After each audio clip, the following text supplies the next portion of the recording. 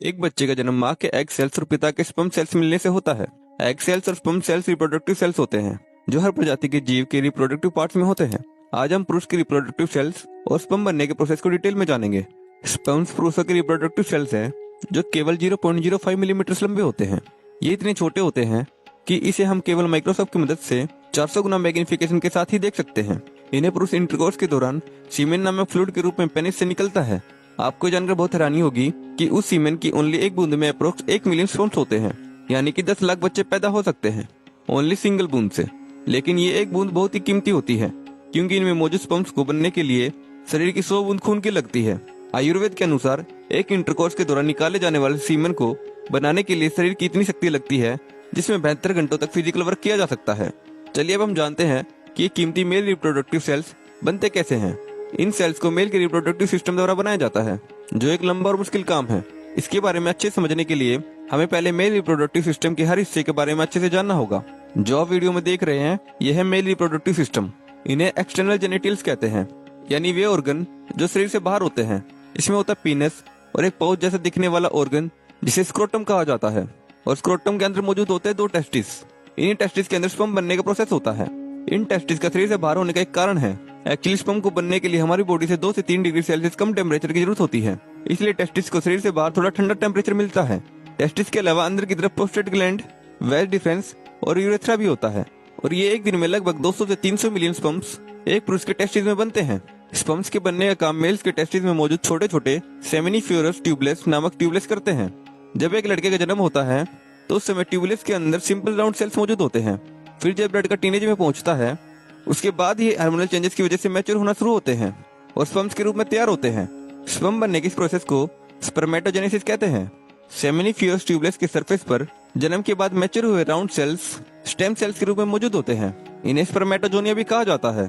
Testis में मौजूद सेमिनिफ्यूरस tubeless एक साथ मिलकर एक दिन में 300 मिलियन तक स्पर्म बना सकते हैं। देखो, स्पर्म को पूरी तरह से स्पर्मेटोजोनिया से स्पर्म बनने में बहुत समय लगता है। ये 1 सेकंड में बनकर तैयार नहीं होता है। स्पर्मेटोजोनिया से स्पर्म बनने का प्रोसेस लगभग 75 से 90 दिनों का होता है और ये 2 पार्ट्स में होता है। इस प्रोसेस के पहले भाग को पूरा होने में 65 से 75 दिनों का समय लगता है। इसका मतलब ये है कि मेल्स के सेमिनिफ्यूरस ट्यूबलेस में स्पर्म जिस तरह हर 1 सेकंड में बनकर तैयार हो रहे होते हैं, उसी के साथ नए स्पर्म सेल्स बनने की प्रोसेस भी लगभग 3 महीने तक चलता रहता है। अब एक बार जब ये पूरी तरह बनकर तैयार हो जाते हैं तो इन्हें जाकर टेस्टिस के अंदर ही मौजूद एपिडिडाइमस नामक ऑर्गन में इकट्ठा होना होता है। इसके लिए स्पर्म सेमिनिफ्यूरस ट्यूबलेस से जुड़ी स्ट्रेट डक्ट्स में जाते हैं। यहाँ इकट्ठा होकर इन डक्ट से जुड़े रीड टेस्टिस में जाते हैं।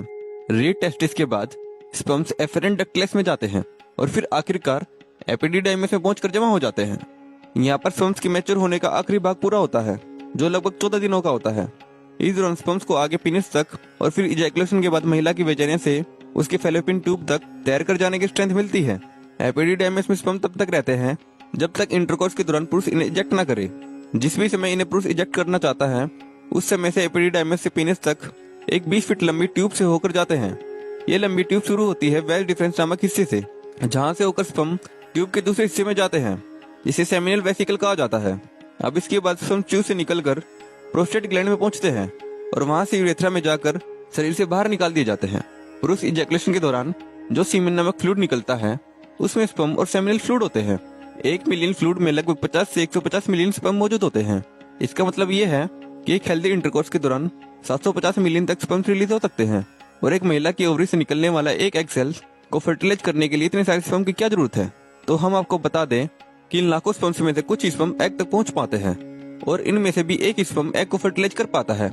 बाकी के बचे हुए स्पर्म फीमेल रिप्रोडक्टिव के इम्यून सिस्टम द्वारा नष्ट कर दिए जाते हैं। अब इतना सब जान लेने के बाद आपको ये पता चल ही गया होगा कि सिंगल स्पर्म भी कितना कीमती है।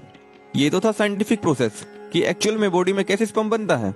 आप जानते हैं कि आप कैसे अपनी बॉडी के अंदर स्पर्म काउंट को बढ़ा सकते हैं और हेल्दी स्पर्म बना सकते हैं। तो चलिए शुरू करते हैं। देखो, स्टडी के अनुसार पिछले 40 सालों में मनुष्य का स्पर्म 52% तक कम हुआ है। हमारे पिता दादा इनके स्पर्म हमारे जनरेशन के लोगों से काफी बेहतर स्पर्म्स होते थे।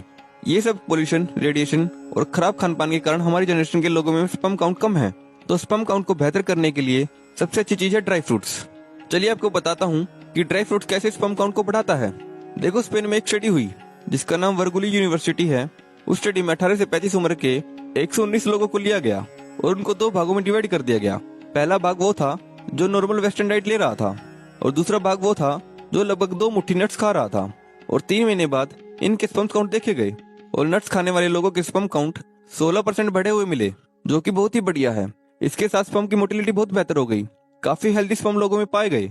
तो उस स्टडी से पता चला कि नट्स खाने से स्पर्म काउंट बढ़ते हैं और स्पर्म बेहतर होते हैं, जिससे हेल्दी बच्चा जन्म लेता है। तो अब बताते हैं कि कौन कौन सी नट्स खाने से स्पर्म काउंट बढ़ते हैं और उन नट्स में होता क्या है। देखो, नट्स के अंदर ऐसे पदार्थ होते हैं जो एंटीऑक्सीडेंट्स का काम करते हैं। ऑक्सीडेंट्स आपको आसान तरीके से समझा देता हूँ। जो हमारी एजिंग होती है, यानी हम उम्र के साथ कमजोर होते हैं और सेल्स कमजोर होकर मर जाते हैं, तो ये नट्स इन चीज को रोकता है, यानी कि आपको लंबे टाइम तक जीवन बनाए रखता है। ये एंटीऑक्सीडेंट्स का काम होता है। नट्स में ओमेगा 3 फैटी एसिड्स होते हैं, जिंक होता है और इसके साथ साथ विटामिन ई होता है। ये सारी चीजें स्पर्म के लिए बहुत जरूरी होती है और ये सब चीजें बॉडी के हार्मोन्स को भी बैलेंस करके रखती है। तो सबसे पहला नट है बादाम। बादाम के अंदर हेल्दी कोलेस्ट्रॉल होता है और विटामिन होते हैं और इन सभी से टेस्टोस्टेरोन बनता है। बादाम आपके दिमाग को भी तंदुरुस्त रखता है और आपके टेस्टोस्टेरोन को भी बूस्ट करता है। सेकंड नट है अखरोट। अखरोट में भी काफी मात्रा में न्यूट्रिशन मौजूद होता है, जो स्पर्म को हेल्दी बनाने में काफी हेल्प करता है। तीसरी चीज है हेजलनट। हेजलनट थोड़ा सा मिलने मुश्किल हो सकती है, पर ढूंढने पर अवेलेबल हो जाता है। हेजलनट एंटी इन्फ्लेमेटरी होता है, यानी कि शरीर में से सूजन को खत्म कर देता है और इन्फेक्शन से बॉडी को बचाता है और इसमें विटामिन ई काफी मात्रा में होता है। ये 3 नट्स खाने से आपकी बॉडी में बहुत ही बदलाव आएंगे, जो कि आपके लिए बहुत ही अच्छे होंगे। इन नट्स को अपनी डेली लाइफ रूटीन में ऐड कर लीजिए। आप इसको सुबह खाली पेट खा लीजिए, जो आपको दिन भर काम करने के लिए स्ट्रेंथ भी देता है और आपके स्पर्म्स को भी हेल्दी बनाए रखता है। ये वीडियो अच्छी लगी तो वीडियो को लाइक जरूर कर दीजिएगा और ऐसी हेल्थ एंड फिटनेस से रिलेटेड वीडियो देखने के लिए हमारे चैनल को भी सब्सक्राइब कर लीजिएगा। धन्यवाद।